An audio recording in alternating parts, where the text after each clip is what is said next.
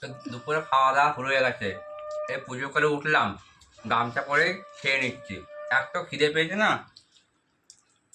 সবাই খাচ্ছি একসাথে। সে দেখো, এটা দেখাও।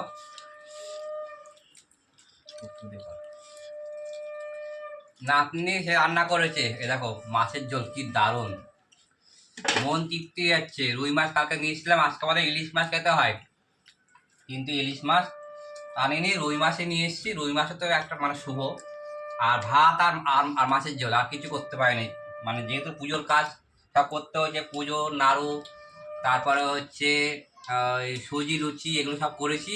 মানে দুজন মিলে সময় সে পাস হয়ে গেছে। আমি ওইদিকে পুজো করেছি, ওইদিকে পট করে সে মাছের ঝোল ভাত করে ফেলেছে।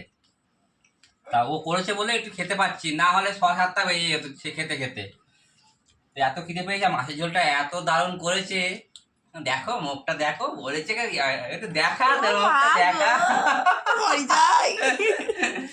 এত দারুণ সেই মাছের ঝোলটা করেছে, মনে হচ্ছে খেয়ে যায়, এত সুন্দর করেছে। আমি বলছি তোকে আমি টাকা দেবো, মাছ খাবার আমার রান্নাটা কর। আমাকে ইনসাল্ট করছে। আর হচ্ছে মাঝে মধ্যে তুইও খেয়ে নিবি, আর 1 বছর পর হয়তো ও তো চলে যাবে অন্য, মানে অন্য বাড়ি। তোমার তো সব শো করি, সব কিছু মানে সে জানো, নাতনি আমার, আর নিয়ে যাবে অন্য কেউ।